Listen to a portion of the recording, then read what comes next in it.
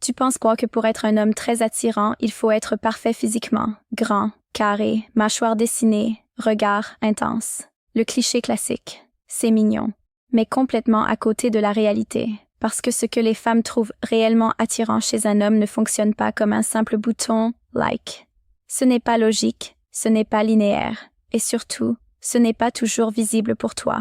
En fait, les hommes les plus attirants sont souvent ceux qui doutent le plus de leur propre impact. Pendant qu'ils analysent un silence, une femme est déjà en train de suranalyser la façon dont il a croisé les bras ou soutenu son regard 2 secondes de trop.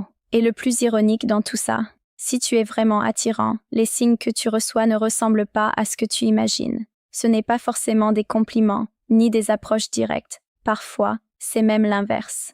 Distance, malaise, test, comportement bizarre. Oui, attirant ne veut pas dire facile à lire. Ça veut dire difficile à gérer. Donc, si certaines réactions que tu reçois t'ont déjà laissé confus, si tu t'es déjà demandé pourquoi une femme semblait intéressée, puis froide, puis à nouveau intriguée, tu n'es peut-être pas en train de faire quelque chose de mal. Tu es peut-être simplement en train de déclencher quelque chose qu'elle ne contrôle pas complètement. Et c'est exactement ce qu'on va décortiquer. Tu t'attends à quoi, honnêtement? Un sourire constant, une attention évidente, une énergie ouverte, quelque chose de simple à lire. Un signal clair, propre, logique. Non, quand un homme est vraiment attirant, il ne déclenche pas du confort immédiat. Il déclenche une réaction interne beaucoup plus compliquée. Et cette réaction, elle n'est pas toujours agréable à vivre, pour elle. Une femme face à un homme qui lui plaît vraiment peut devenir étrangement incohérente. Pas parce qu'elle joue un jeu, mais parce que son cerveau est en train de gérer trop de choses en même temps. D'un côté, il y a l'attirance, pure, instinctive.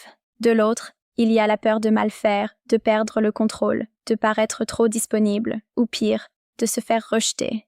Résultat, tu te retrouves face à quelqu'un qui te regarde, puis détourne les yeux, qui engage la conversation, puis devient distante, qui semble intéressée, mais met de la froideur dans son ton. C'est ce qu'on appelle une surcharge cognitive, trop d'émotions contradictoires en même temps, et contrairement à ce que beaucoup d'hommes pensent, une femme ne devient pas toujours plus douce quand elle est attirée. Parfois, elle devient plus tendue. Il y a aussi un autre facteur que tu ne vois pas, l'auto-évaluation. Quand elle te perçoit comme haut niveau, elle commence inconsciemment à se comparer. Est-ce qu'elle est à la hauteur? Est-ce qu'elle va dire quelque chose de stupide? Est-ce qu'elle va perdre ton intérêt? Et ça change complètement son comportement. Certaines vont devenir silencieuses. D'autres vont surcompenser en parlant trop. Certaines vont même adopter une attitude froide, comme une sorte de bouclier. Et toi, de ton côté, tu regardes ça en mode « Ok, elle n'est pas intéressée. Alors que si, mais tu n'es pas en train de lire de l'intérêt. Tu es en train de lire une réaction émotionnelle mal régulée. » C'est là que beaucoup d'hommes se sabotent. Ils voient de la distance, alors ils se retirent. Ils voient de l'hésitation, alors ils deviennent insécurisés. Ils prennent personnellement quelque chose qui, en réalité, n'a rien à voir avec eux. Un homme vraiment solide comprend une chose simple. L'attirance forte crée rarement des comportements simples. Plus tu crées d'impact, plus les réactions en face deviennent irrégulières. Et si tu arrives à rester stable dans ce chaos, sans chercher à forcer, sans paniquer, sans surréagir, tu fais déjà quelque chose que la majorité des hommes sont incapables de faire. Et ça, paradoxalement, te rend encore plus attirant. Un homme banal rassure, un homme très attirant perturbe. Et c'est exactement là que tu dois faire attention à ton interprétation. Parce que si tu penses que plaire signifie uniquement recevoir des réactions positives, tu passes complètement à côté du phénomène. Une forte attirance ne crée pas seulement du désir, elle crée de la tension émotionnelle et cette tension, tout le monde ne sait pas la gérer correctement. Tu vas remarquer un schéma très particulier. Certaines femmes vont être naturellement attirées, ouvertes, presque captivées, et d'autres vont réagir à l'opposé. Froideur, distance, attitude un peu fermée, parfois même légèrement hostile. Ce n'est pas un hasard. Quand une femme perçoit un homme comme ayant une forte valeur, 2 choses peuvent se produire dans sa tête. Soit elle se sent suffisamment en sécurité pour explorer cette attirance, soit elle se sent dépassée et elle se protège. La protection, ça ne ressemble pas à de l'amour, ça ressemble à du contrôle.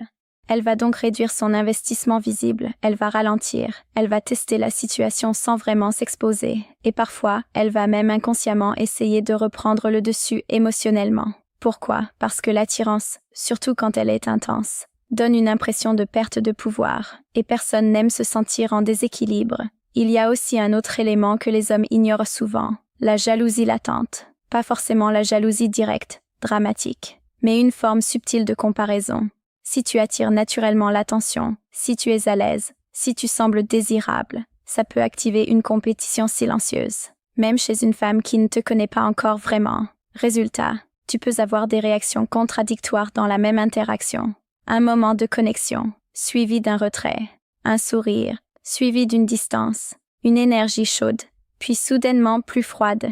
Et si tu n'as pas les bonnes grilles de lecture, tu vas penser que tu fais quelque chose de mal, alors qu'en réalité, tu fais exactement ce qu'il faut. Tu crées une émotion. Et dans le domaine de l'attirance, l'émotion est bien plus puissante que le confort. Un homme qui ne dérange jamais, qui ne crée aucune tension, qui reste toujours prévisible, est facile à gérer, et donc facile à oublier. Un homme qui provoque quelque chose, même si ce n'est pas toujours parfaitement positif, reste dans la tête. Et c'est là toute la différence. Maintenant, la vraie question n'est pas « est-ce que tu provoques des réactions ?» La vraie question, c'est « est-ce que tu es capable de rester stable pendant que les autres deviennent émotionnels autour de toi ?» Parce que si la réponse est oui, tu n'es pas juste attirant, tu deviens magnétique. Les femmes ne sont pas les seules à réagir quand un homme est très attirant. Les hommes aussi. Et eux, ils sont encore moins subtils. Tu peux entrer dans une pièce sans rien dire. Et pourtant, l'ambiance change légèrement. Pas de manière dramatique, juste assez pour sentir qu'il y a une forme de recalibrage social.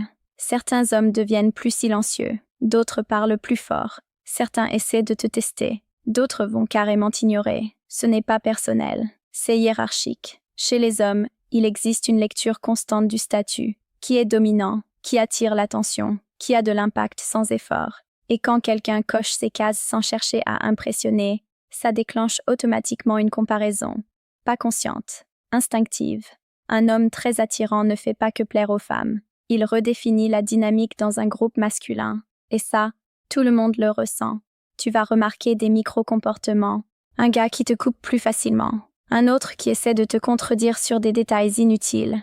Quelqu'un qui te pose des questions un peu challengées, pas pour apprendre, mais pour évaluer. C'est une forme de test. Pas très différente de celle des femmes, d'ailleurs. Sauf qu'ici, ce n'est pas émotionnel, c'est compétitif. Et il y a aussi l'autre extrême, ceux qui vont essayer de s'aligner, copier ton ton, ta façon de parler, ton langage corporel. Ils ne le font pas consciemment, mais ils reconnaissent une forme de valeur et essaient de s'y rapprocher. Dans les deux cas, le message est le même. Tu n'es pas neutre, et ça, c'est un indicateur extrêmement fiable. Un homme banal passe sous le radar. Il ne dérange pas l'équilibre. Il ne crée pas de réaction. Il est accepté, mais il n'influence rien. Un homme très attirant, lui, modifie subtilement le comportement des autres sans avoir besoin de forcer quoi que ce soit. Maintenant, là où beaucoup font une erreur, c'est dans leur réponse à ça. Certains deviennent défensifs, ils sentent la compétition et essaient de prouver quelque chose. Mauvaise idée. Ça les fait descendre immédiatement dans la hiérarchie. D'autres deviennent trop gentils, trop accommodants, comme pour éviter toute tension. Encore pire. Ça envoie un signal de faiblesse. La bonne réponse est beaucoup plus simple et beaucoup plus difficile à exécuter. Ne pas jouer. Rester calme, stable, indifférent aux petites provocations. Ne pas chercher à dominer, mais ne jamais se soumettre non plus. C'est là que tu montres quelque chose de rare. Parce que la vraie dominance n'est pas dans le bruit, ni dans la confrontation. Elle est dans le contrôle. Et un homme qui reste posé pendant que les autres ajustent leur comportement autour de lui, envoie un message très clair, sans dire un seul mot. Il est déjà au-dessus de la mêlée. Et ça, crois-moi, tout le monde le ressent. Un homme qui force l'attention est facile à repérer. Un homme qui attire l'attention sans rien faire est beaucoup plus dangereux. Parce que là, on n'est plus dans la performance. On est dans la présence. Tu n'as pas besoin de parler fort. Tu n'as pas besoin de raconter des histoires impressionnantes. Tu n'as pas besoin de bouger dans tous les sens pour exister. Et pourtant, on te remarque. Pourquoi ? Parce que ton énergie est maîtrisée. La majorité des hommes sont en réaction constante. Ils bougent trop, parlent trop vite, rient trop fort, cherchent des validations invisibles dans chaque interaction. C'est nerveux, c'est dispersé, et surtout, c'est lisible. Un homme très attirant fonctionne différemment. Ses mouvements sont calmes, ses regards sont posés, ses réactions ne sont pas immédiates. Il y a un léger délai, une forme de contrôle, comme s'il choisissait quand répondre au lieu de subir le moment. Et ce détail change tout. Parce que ce qu'une femme perçoit inconsciemment, ce n'est pas seulement ton apparence, c'est ton système nerveux. Est-ce que tu es stable? Est-ce que tu es ancré? Est-ce que tu contrôles ton environnement? Ou est-ce que tu es contrôlé par lui? Un homme agité signale une forme de manque. Un homme calme signale une forme d'abondance. C'est presque animal. Et c'est pour ça que même dans un groupe, même sans interaction directe, certaines femmes vont jeter des regards répétés dans ta direction. Pas forcément de manière évidente, parfois rapide, parfois discrète, mais constante. Elles essaient de lire quelque chose qui n'est pas immédiatement accessible. Et plus c'est difficile à lire, plus ça intrigue. Il y a aussi un autre effet, le contraste. Si tout le monde autour parle fort, gesticule, cherche à impressionner, et que toi tu es simplement là, détendu, présent, sans effort apparent, tu deviens visuellement différent. Et dans un environnement social, ce qui est différent capte automatiquement l'attention. Maintenant, attention à un piège. Beaucoup d'hommes entendent ça et commencent à jouer le calme. Ils ralentissent leurs gestes de manière artificielle, ils parlent lentement exprès, ils essaient de simuler une présence. Ça ne marche pas, parce que le calme réel ne se fabrique pas en surface. Il vient d'un détachement interne, d'un manque de besoin de prouver quoi que ce soit. Et ça, c'est très difficile à feindre sur la durée. Un homme vraiment attirant n'essaie pas d'être vu, il accepte simplement le fait qu'il le sera. Et c'est exactement cette absence d'effort qui attire encore plus l'attention. Parce qu'au fond, ce que les femmes lisent, ce n'est pas ce que tu fais. C'est pourquoi tu n'as pas besoin d'en faire plus. Si tu crois que ton physique est ce qui est évalué en premier, tu es déjà en retard dans le processus. Le physique attire l'œil. Le comportement décide de tout le reste. Et quand une femme perçoit un homme comme potentiellement haut niveau, elle ne va pas se contenter de regarder, elle va tester, pas avec un questionnaire, pas de manière logique, avec des micro-situations, un commentaire légèrement provocateur, une contradiction sur un détail sans importance. Un moment de distance après une bonne interaction, ce ne sont pas des caprices, ce sont des outils. Le but n'est pas de te piéger. Le but est de voir comment tu réagis quand quelque chose ne se passe pas parfaitement comme prévu, parce que c'est là que ton vrai niveau apparaît. Un homme qui se justifie immédiatement perd des points. Un homme qui devient froid ou vexé, encore pire. Un homme qui cherche à regagner l'approbation, c'est terminé. Pourquoi? Parce que tout ça envoie un signal très clair, dépendance émotionnelle. Et une femme ne cherche pas un homme qui a besoin d'elle pour rester stable. Elle cherche un homme qui reste stable, avec ou sans elle. Donc elle teste cette stabilité. Elle veut voir si une petite perturbation suffit à te faire changer de comportement. Si tu passes de confiant à hésitant, de détendu à tendu, et la majorité des hommes échouent ici. Ils prennent ça personnellement. Ils pensent qu'ils ont fait une erreur. Alors, ils ajustent, ils corrigent, ils deviennent plus prudents et perdent exactement ce qui les rendait attirants au départ. Un homme très attirant fait l'inverse. Il ne surréagit pas. Il ne se justifie pas. Il ne cherche pas à gagner l'échange. Il reste le même. C'est là que les principes stoïciens entrent en jeu. Le contrôle de soi, la gestion des émotions, la capacité à ne pas être affecté par des stimuli externes mineurs. Ce n'est pas théorique. C'est extrêmement concret dans une interaction.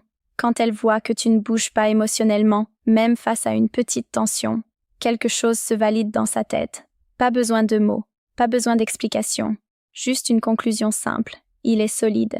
Et ça, c'est bien plus puissant que n'importe quelle qualité physique, parce que le physique attire, mais la stabilité émotionnelle retient. Et un homme qui passe ce test sans même essayer, sans même réaliser qu'il est testé, envoie un signal très rare. Il ne joue pas.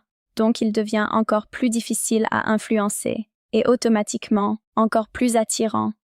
Plus tu es attirant, moins tu es compris correctement. C'est contre-intuitif, mais logique quand tu regardes comment fonctionne la perception humaine. Les gens ne voient pas seulement ce que tu fais, ils interprètent à travers leurs propres insécurités, leurs expériences, leurs attentes. Et un homme qui dégage une forte valeur sans chercher à se justifier devient difficile à classer. Donc on le classe mal. Si tu es calme, on te trouve distant. Si tu es sélectif, on te trouve arrogant. Si tu ne cours pas après l'attention, on suppose que tu joues un jeu. Alors que non, tu es juste stable. Mais ça, tout le monde ne sait pas le lire. Une femme qui n'est pas sûre d'elle peut percevoir ton détachement comme un manque d'intérêt. Pas parce que c'est réel, mais parce que ça active une peur interne. Elle projette. Elle comble le vide avec sa propre narration. Et cette narration n'est pas toujours flatteuse. Elle peut se dire que tu vois d'autres femmes, que tu n'es pas sérieux, que tu es trop sûr de toi, ou pire, qu'elle n'est pas à ton niveau. Donc, au lieu de s'ouvrir, elle se protège. Et cette protection peut ressembler à de la froideur, du retrait, voire un léger rejet. Encore une fois, si tu ne comprends pas ce mécanisme, tu vas mal interpréter la situation. Tu vas penser que tu dois en faire plus. Être plus démonstratif, plus rassurant, plus disponible. Erreur. Parce que plus tu essaies de corriger une mauvaise perception en te suradaptant, plus tu perds la cohérence qui te rendait attirant. Un homme solide ne court pas après chaque interprétation. Il reste aligné avec lui-même. Et c'est exactement ce qui finit par corriger la perception. Sans effort direct. Il y a aussi un autre point important, le mystère involontaire. Quand tu ne dévoiles pas tout immédiatement, pas parce que tu joues un rôle, mais parce que tu n'as pas besoin de te surexpliquer, tu laisses de l'espace à l'interprétation. Et l'esprit humain déteste le vide, donc il remplit, parfois avec de la curiosité, parfois avec de la projection, parfois avec de la méfiance. Mais dans tous les cas, tu occupes de l'espace mental. Un homme facile à lire est vite catégorisé, et une fois catégorisé, il devient prévisible, et une fois prévisible, il perd de son intérêt. Un homme légèrement difficile à lire, en revanche, reste présent dans la tête, même en son absence. Donc, oui, être mal interprété peut être frustrant si tu cherches à être compris immédiatement, mais si tu comprends ce que ça signifie réellement, c'est souvent un signe que tu n'es pas banal, et dans le domaine de l'attraction, ne pas être banal vaut beaucoup plus que d'être parfaitement compris dès le départ. Le besoin de validation, c'est ce petit réflexe invisible qui pousse la majorité des hommes à ajuster leur comportement en permanence. Un regard qui ne vient pas, et ils doutent. Une réponse un peu froide, et ils changent de ton. Un silence, et ils remplissent le vide. C'est subtil, mais ça se voit. Et surtout, ça se ressent, parce qu'un homme qui cherche de la validation n'est jamais vraiment stable. Il est dépendant de ce qui se passe en face de lui pour se sentir bien. Son état interne est constamment influencé par des éléments externes, et ça, c'est exactement ce qui fait chuter son niveau d'attractivité. Un homme très attirant fonctionne à l'opposé. Il apprécie l'attention, mais il n'en a pas besoin. Il engage, mais il ne poursuit pas. Il est présent, mais jamais dépendant. Ce n'est pas de l'indifférence, c'est du détachement. Et ce détachement envoie un signal extrêmement puissant. Je suis bien, avec ou sans ton approbation. Pour une femme, c'est à la fois attirant et déstabilisant, parce que ça casse une dynamique classique. Beaucoup sont habitués à des hommes qui cherchent à plaire, à convaincre, à obtenir quelque chose.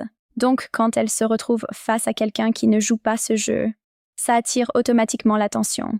Il y a moins de contrôle possible, et ça crée de l'intérêt. Tu vas remarquer quelque chose de très concret. Quand tu ne cherches pas à valider ton ego à travers une interaction, tu deviens plus lent dans tes réactions, plus précis dans tes mots, moins influencé par les micro-signaux.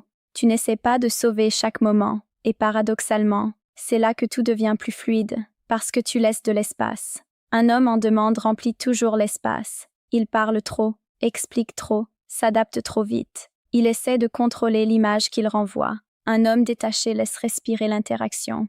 Et dans cet espace, une femme peut commencer à investir, poser des questions, chercher à comprendre, s'approcher. Pas parce que tu l'as convaincue, parce qu'elle en a envie. Il y a aussi un effet psychologique très simple, la rareté. Ce qui n'est pas facilement acquis devient plus précieux.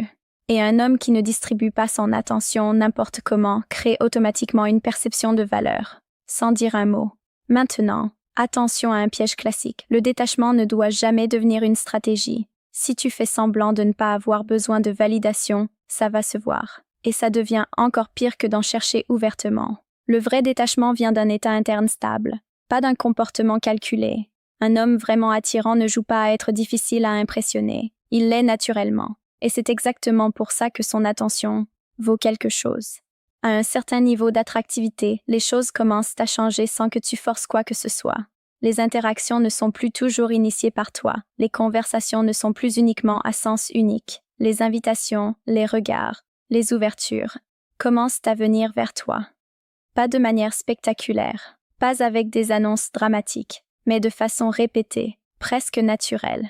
Tu te retrouves dans des situations où quelqu'un engage la conversation sans raison évidente. Une femme qui trouve un prétexte pour te parler. Un échange qui démarre sans que tu aies eu à performer ou à chercher une accroche parfaite. Ce n'est pas un hasard. Quand un homme dégage une présence stable, calme et cohérente, il réduit la friction sociale. Les autres n'ont pas besoin de deviner s'il est accessible, hostile ou indifférent. Il est lisible dans son énergie, même s'il reste légèrement mystérieux dans ses intentions. Et cette combinaison est rare. Les opportunités apparaissent souvent là où il y a une perception de facilité émotionnelle. Pas dans le sens de facile à obtenir, mais dans le sens de facile à approcher sans se sentir jugée. Une femme peut ne pas s'approcher d'un homme parce qu'elle anticipe une réaction négative, un rejet ou un malaise. Mais si elle perçoit que l'environnement est stable, que l'homme ne surréagit pas, qu'il n'est pas dans un jugement constant, la barrière d'entrée diminue et elle agit. Du côté des hommes, le même phénomène se produit différemment. Certains vont te solliciter pour des informations, des avis, ou simplement pour être dans ton environnement. Encore une fois, ce n'est pas toujours conscient. C'est une forme d'alignement social. Tu n'as pas besoin de demander attention. Elle se positionne autour de toi. Et plus ce phénomène se répète, plus il devient un indicateur fiable de ta valeur perçue. Un homme qui doit constamment initier, pousser, convaincre, donne beaucoup d'énergie pour peu de retour. Un homme autour duquel les interactions se créent spontanément fonctionne dans une dynamique inverse. Moins d'efforts pour plus d'opportunités. Mais il faut comprendre une nuance importante. Ce n'est pas quelque chose que tu déclenches directement. Tu ne peux pas forcer les gens à venir vers toi. Ce que tu contrôles, en revanche, c'est ton état interne, ta constance, ta manière d'occuper l'espace. Et ce sont ces éléments qui influencent indirectement ce qui vient à toi. Quand tu es stable, cohérent et non réactif, tu deviens prévisible dans le bon sens du terme. Les autres savent à quoi s'attendre émotionnellement en ta présence. Et cette sécurité perçue ouvre des portes, sans que tu aies besoin de les frapper. Si tu dois retenir une seule chose, c'est que l'attractivité masculine ne se résume pas à l'apparence. Elle se manifeste à travers des signaux comportementaux précis, la manière dont les autres réagissent à toi, l'attention que tu crées, la stabilité que tu maintiens face à l'imprévu, et la façon dont ton énergie influence ton environnement social. Un homme réellement attirant ne dépend pas de l'approbation. Il ne court pas après les validations. Il ne se désorganise pas émotionnellement face à des tests, du silence ou des réactions contradictoires. Il reste constant, et cette constance est perçue comme une forme de valeur. Les réactions autour de lui changent. Les interactions deviennent plus dynamiques, parfois plus complexes, mais aussi plus naturelles à long terme. Ce n'est pas parce qu'il force quelque chose, mais parce qu'il incarne une stabilité interne que peu d'hommes maîtrisent. Maintenant, si certains de ces signes te semblent familiers, ce n'est pas le moment de les ignorer ou de douter inutilement. Observe-les, comprends-les, et surtout, utilise-les pour affiner ta manière d'interagir sans tomber dans la suranalyse. L'objectif n'est pas de devenir quelqu'un d'artificiel, l'objectif est de devenir quelqu'un de cohérent. Et si tu as déjà vécu des situations où les réactions des femmes ou des autres hommes autour de toi te semblaient contradictoires ou difficiles à lire, partage ton expérience en commentaire. Les situations réelles aident à mieux comprendre ces dynamiques, et je prends le temps de lire et de répondre quand c'est pertinent.